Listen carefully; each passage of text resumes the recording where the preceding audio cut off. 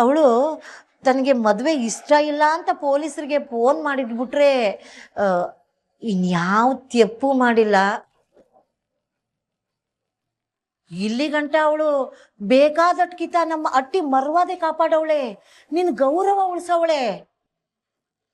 ಅವಳಿಂದ ನಮ್ಮ ಅಟ್ಟಿಗೆ ಒಳ್ಳೇದೇ ಆಗಿದೆ ಅಲ್ವೇ? ಮುದ್ದು ಸೊಸೆ ಮುದ್ದು ಸೊಸೆ. ಅಂತಮ್ಮ ನಿನ್ ತಮ್ಮ ಅವನಲ್ಲ ಭಾರಿ ಭಯಂಕರ ಬಿಡಪ್ಪ. ಈ ಫಿಲಂಗಳಲ್ಲಿ ವಿಲನ್ಗಳು ಇರ್ತಾರಲ್ಲ ಅವ್ರಿಗಿಂತ ಕ್ರಿಮಿನಲ್ ಬುದ್ಧಿ ಉಪಯೋಗಿಸ್ತಾನೆ. ನಮಗ್ ಗೊತ್ತಿರಂಗೆ ಈಟೆಲ್ಲ ಮಾಡವನೆ, ಇನ್ ನಮಗ್ ಗೊತ್ತಿಲ್ಲದೆ ಇನ್ನೇನೆಲ್ಲ ಮಾಡಿರ್ಬೋದು, ಆ ದೇವ್ರಿಗೆ ಗೊತ್ತು. ನೀನ್ ಹೇಳ್ತಾ ಇರೋದು ದಿಟಾನೇ ಕಳ್ಳ ಅಲ್ಲ. ಕಟ್ಕೊಂಡಿರೋಳ್ಗೆ ಕೆಟ್ಟೋಳು ಅನ್ನೋ ಪಟ್ಟ ಕಟ್ಟಿ ಹಟ್ಟಿಯಿಂದ ಆಚೆ ಅಟ್ಟಕ್ ನೋಡ್ತಾವನಲ್ಲ, ಇವ್ನ್ಗೆ ಏನ್ ಅನ್ಬೇಕು ಹೇಳು? ನೋಡ್ಲಾ, ಇವ್ನ್ ತೋರ್ಸಿದ್ ಸಾಕ್ಷಿ ಏನಾರ ನಂಬಿ ಚಂಪಂಗ್ ಏನಾರ ಶಿಕ್ಷೆ ಆಗಿದ್ದಿದ್ರೆ ಎಂತ ದೊಡ್ಡ ಅನಾಹುತ ಆಗೋಗಿರೋದು ಹೇಳು. ಅಪ್ಪ ತಂದೆ ಚಂಪನೆ ತಪ್ಪು ಮಾಡದೆ ಅಂತ ಎಲ್ಲ ನಂಬಿಟ್ಟಿದ್ರಿ, ಆದ್ರೆ ಚಂಪ ಏನು ತೆಪ್ಪು ಮಾಡಿಲ್ಲ ಅಂತ ಅವ್ರ ಪರವಾಗಿ ಧೈರ್ಯವಾಗಿ ನಿಂತಿದ್ದು ಅದಕ್ಕೆ ಮನೆ ಕಣಪ್ಪ. ಅವತ್ತೇನಾದ್ರೂ ಅವಳ ಆಟ ಧೈರ್ಯವಾಗಿ ಮಾತಾಡದೆ ಹೋಗಿದ್ದಿದ್ರೆ ಎಂತ ದೊಡ್ಡ ತೆಪ್ಪು ನಡೆದೋಗಿರೋದು. ಏನು ಹೇಳು ಅಂತಮ್ಮ, ನಿನ್ನೆನ್ರು ಮಾತ್ರವಾ? ಆಯ್ತು ಬಿಡಪ್ಪ, ನಿನ್ನೆನ್ರು ಅಂತ ಹೇಳೋದೇ ಇಲ್ಲ, ನಮ್ಮಕ್ಕೆ ಅಂತ ಹೇಳ್ತೀನಿ. ಏನು ನಿನ್ನೆನ್ರು ಅಂದ್ಬಿಟ್ರೆ ಮಾನ ಏನಾದ್ರು ಮುಕ್ಕಾಗೋಯ್ತದ? ದಿಟ ಹೇಳ್ಬೇಕು ಅಂದ್ರೆ ಅದಕ್ಕೆ ಡಾಕ್ಟ್ರಲ್ಲಿ ಆಗ್ಬೇಕಾಗಿರೋದು ಬದಲಾಗಿ ಲಾಯರು ಇಲ್ಲ CBI ಆಫೀಸರ್ ಆಗ್ಬೇಕಾಗಿತ್ತು. ಅವತ್ ನೋಡಿದ್ರೆ ಮಾವಿನ ಮುಂದ್ಕಟ್ಟೆ ನಿಂತ್ಕೊಂಡು ಲಾಯರ್ ತರ ಮಾತಾಡಿ ಟೈಮ್ ತಗೊಂಡ್ರು.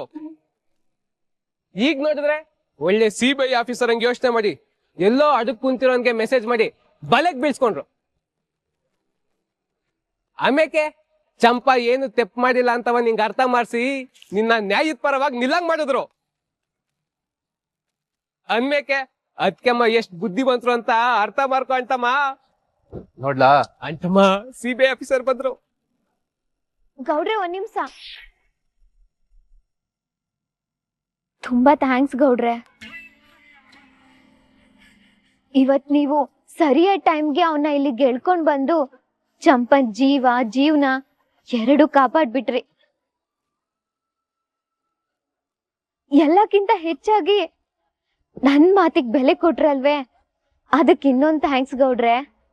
ಇದ್ರಲ್ಲಿ ನಂದೇನಿದ್ದದು, ಎಲ್ಲ ಮಾಡಿದ್ ನೀನೇಯ. ಅದು ಅಲ್ದಲೆಯ ನಿನ್ ಬುದ್ಧಿವಂತಿಕೆಯಿಂದ ಆ ವಿಶ್ವ ಎಲ್ಲವನೇ ಅಂತ ಕಂಡಿಡಿದು ನನ್ಗೆ ಹೇಳ್ದೆ. ನಾನು ಹೋಗಿ ಅವನನ್ನ ಕರ್ಕೊಂಬಂದು ಅಪ್ಪಯ್ಯನ ಮುಂದ್ಗುಟ್ಟೆ ನಿಲ್ಲಿಸ್ದೆ ಆಟೆಯ. ಇವತ್ತು ಚಂಪಂಗ್ ಏನಾರು ನ್ಯಾಯ ಸಿಕ್ಕದೆ ಅಂದ್ರೆ ಅದಕ್ಕೆ ಕಾರಣ ನೀನೇಯ. ನೀವ್ ಇಲ್ದೆ ಹೋಗಿದ್ರೆ ನಾವ್ ಏನ್ ಮಾಡಿದ್ರುವೆ ಅವನ ಇಲ್ಲಿ ಕರ್ಕೊಂಡ್ ಬರಕ್ ಆಯ್ತಾ ಇರ್ಲಿಲ್ಲ. ಹಂಗ್ ನೋಡೋದಕ್ ಹೋದ್ರೆ ಇವತ್ತು ಚಂಪನ್ ಜೀವನ ಉಳಿಸಿದ್ದು ನೀವೇಯ ಗೌಡ್ರೆ. ದಿಟ ಹೇಳ್ಬೇಕು ಅಂದ್ರೆ ಚಂಪಂಗ್ ನ್ಯಾಯ ಸಿಗಕ್ಕೆ ನೀವಿಬ್ರೇ ಕಾರಣ ಬಿಡಿ. ನೀವಿಬ್ರು ಜೊತೆಯಾಗಿ ನಿಂತ್ರೆ ಸೋಲೋ ಮಾತೇ ಇಲ್ಲ. ಏನ್ ಹೇಳಿರಿ? ಕೋಟ್ಲೆ, ಚಂಪನ್ ಪರ ನ್ಯಾಯ ಇತ್ತು, ಅದಕ್ಕೆ ಅವಳ ಪರ ನಿಂತೆ ಆಟಯ. ಅದಕ್ಕೆ ಬೇರೆ ಅರ್ಥ ಕಲ್ಪಿಸ್ಬೇಕಾಗಿಲ್ಲ.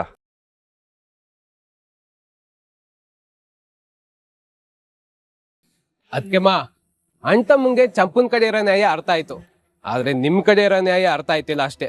ಹೇಳಿ. ಹಂಗೆ ಇವತ್ತೆಲ್ಲ ನಾಳೆ ನನ್ನನ್ನ ಅರ್ಥ ಮಾಡ್ಕೊಂಡು ನನ್ ಪರ ನಿಲ್ತಾರೆ ಅನ್ನೋ ನಂಬಿಕೆ ನನಗದೇ ಅಣ್ಣಯ್ಯ. ಯಾವಾಗ್ಲೂ ಎಲ್ಲಾರ್ಗು ಒಳ್ಳೇದ್ ಬಯಸೋ ನಿಮ್ಗೆ ಖಂಡಿತ ಒಳ್ಳೇದಾಯ್ತದ ಬಿಡಿ ಅದ್ಕೆಮ್ಮ.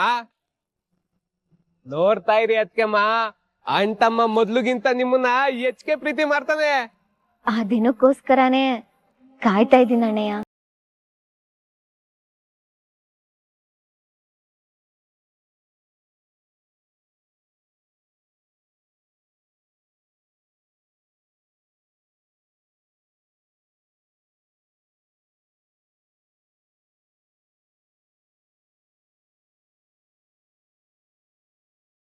ನೀನು PUC ಎಕ್ಸಾಮ್ ಬರೆಯಕ್ಕೆ ಬೆಂಗಳೂರಿಗೆ ಹೋಗಿ ಹಾಲ್ ಟಿಕೆಟ್ ತಂದಿದ್ಯಲ್ಲ, ಅದ್ರ ಸಪ್ಲಿಮೆಂಟರಿ ಎಕ್ಸಾಮ್ ಮುಂದಿನ ತಿಂಗಳು 3ನೇ ತಾರೀಕಿಂದ ಅಂತ ಪೇಪರ್ ಅಲ್ಲಿ ಬಂದಿತ್ತು. ಅಯ್ಯಯ್ಯೋ, ನಾಳೆಯಿಂದ ಎಕ್ಸಾಮ್ ಶುರು ಆಯ್ತೈತೆ. ಅಮ್ಮಮ್ಮ ಏನು ಹೇಳಿಲ್ವೇ? ಅದೇನ್ ನಿರ್ಧಾರ ಮಾಡಿದ್ರು ಒಂದು ಗೊತ್ತಾಯ್ತಿಲ್ವಲ್ಲ. ಇನ್ನೊಂದ್ಕಿತ ಅಮ್ಮಮ್ಮನ್ ಹೋಗಿ ಕೇಳ್ಬಿಡ್ಲೆ, ಒಪ್ಕೋತಾರೋ ಇಲ್ಲ ಅಟ್ಟಿಯವ್ರ ಮುಂದ್ಗುಟ ಎಲ್ಲ ಹೇಳ್ಬಿಡ್ತಾರೋ. ಅಯ್ಯೋ ಏನ್ ಮಾಡ್ಲಿ ಒಂದು ಗೊತ್ತಾಯ್ತಿಲ್ಲ.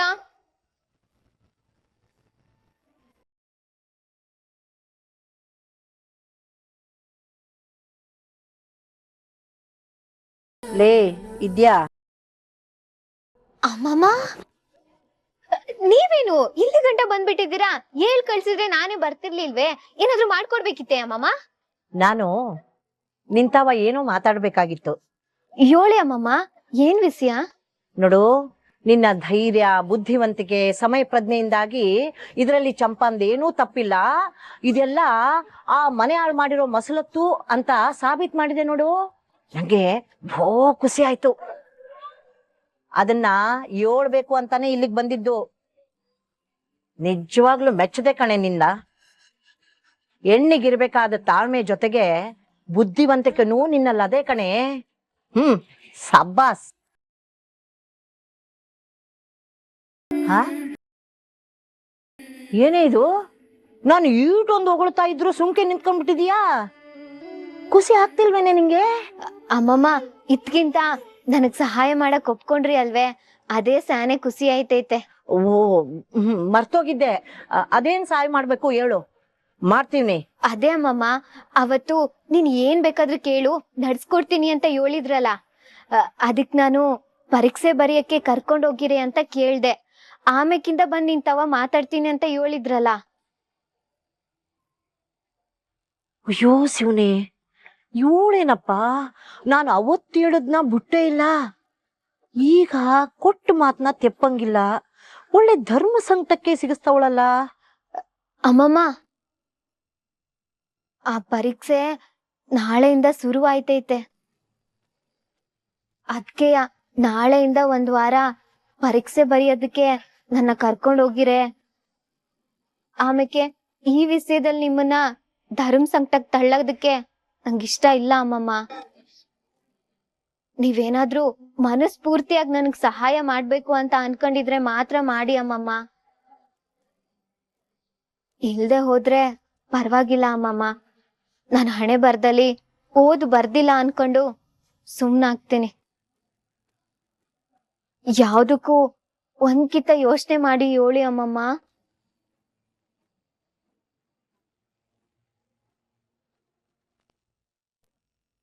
ದಯವಿಟ್ಟು ಹೇಳಿ ಅಮ್ಮಮ್ಮ. ಹಾ, ನಾನು ಹೇಳ್ತೀನಿ.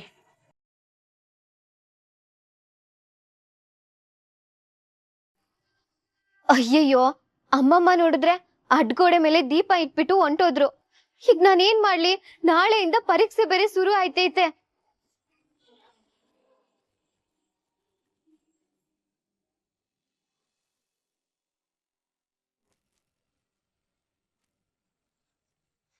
ನಮ್ ಸುಭಾಸ ಕುಡಿದು ಬಂದು ಚಂಪಾ ಮೇಲೆ ಇಲ್ದೇ ಇರೋ ಆಪಾದನೆ ಹೊರಿಸಿ ನಾವೆಲ್ಲ ಅದನ್ನ ಸತ್ಯ ಅಂತ ನಂಬೋ ಆಜ್ಞೆ ಮಾಡ್ಬಿಟ್ನಲ್ಲ.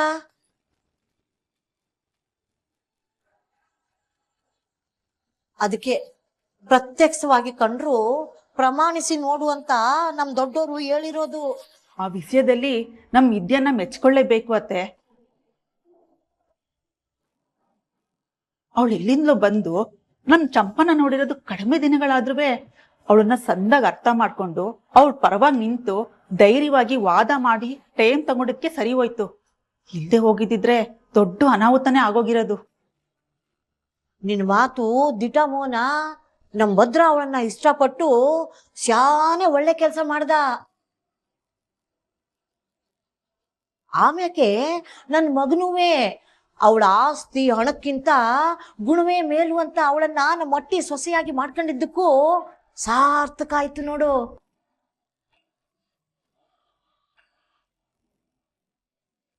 ಅವಳಿಗೆ ವಯಸ್ಸಿಗೆ ಮೀರಿದ ತಿಳುವಳಿಕೆ ಅದೇ.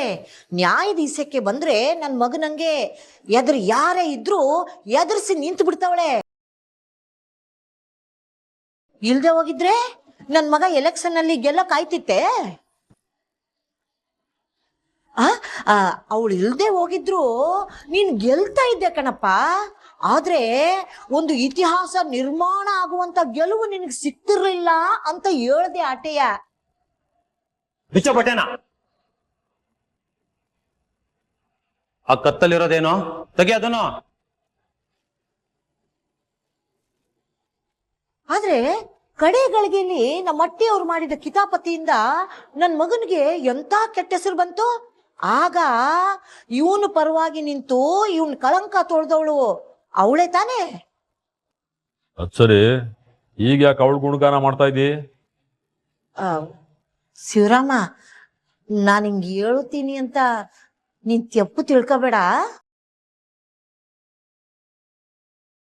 ಅವಳು ತನಗೆ ಮದ್ವೆ ಇಷ್ಟ ಇಲ್ಲ ಅಂತ ಪೊಲೀಸರಿಗೆ ಫೋನ್ ಮಾಡಿದ್ಬಿಟ್ರೆ ಇನ್ಯಾವ ತೆಪ್ಪು ಮಾಡಿಲ್ಲ. ಇಲ್ಲಿ ಗಂಟ ಅವಳು ಬೇಕಾದಟ್ಕಿತ ನಮ್ಮ ಅಟ್ಟಿ ಮರ್ವಾದೆ ಕಾಪಾಡವಳೆ, ನಿನ್ ಗೌರವ ಉಳಿಸವಳೆ. ಅವಳಿಂದ ನಮ್ಮ ಅಟ್ಟಿಗೆ ಒಳ್ಳೇದೇ ಆಗಿದೆ ಅಲ್ವೇ. ದಿಟವಾಗಿ ಹೇಳ್ಬೇಕು ಅಂದ್ರೆ ನಾವು ಹುಡುಕಿದ್ರು ಇಂಥ ಹುಡುಗಿನ ಸೊಸೆಯಾಗಿ ತರಕ್ಕೆ ಸಾಧ್ಯನೇ ಇರ್ಲಿಲ್ಲ. ಒಟ್ನಲ್ಲಿ ಇಡೀ ಊರೇ ಹೊಗಳುವಂತ ಸೊಸೆನ ನೀ ನಮ್ ಭದ್ರಂಗೆ ತಂದ್ಬಿಟ್ಟೆ. ಇವಾಗ ನಾನು ಏನ್ ಹೇಳ್ತೀವನಿ ಅಂದ್ರೆ ದೊಡ್ಡ ಮನಸ್ಸು ಮಾಡಿ ಏನೋ ಕ್ಷಮಿಸ್ಬಿಡು ಅಂತೀಯಾ? ಅವ್ವ, ನಾನು 6 ತಿಂಗಳು ಜೈಲಾಗಿದ್ದನ್ನ ನೀವು ಬೇಕಾದ್ರೆ ಮರ್ತು ಬಿಡ್ಬೋದು. ಆದ್ರೆ ನಾನಿದ್ದು ಜೈಲ್ನಾಗಲ್ಲ, ನರಕದಾಗ. ಒಂದೊಂದು ಕ್ಷಣನೂ ಕಳೆಯೋಷ್ಟೊತ್ತಿಗೆ ಒಂದೊಂದು ಯುಗನೇ ಕಳೆದಂಗಾಗೋಯ್ತು. ಜೈಲ್ನಾಗೆ ನನಗೆ ಮಾಡಿದ ಅವಮಾನ ನಾನು ತಿನ್ನೋ ಅನ್ನದಾಗೆ ಉಪ್ಪು ಖಾರ ತುಂಬಿ ತಿನ್ಸವ್ರೆ. ಆ ನೋನ ಹೆಂಗವ ಮರೀಲಿ ನಾನು? ಹೆಂಗ ಮರೀಲಿ?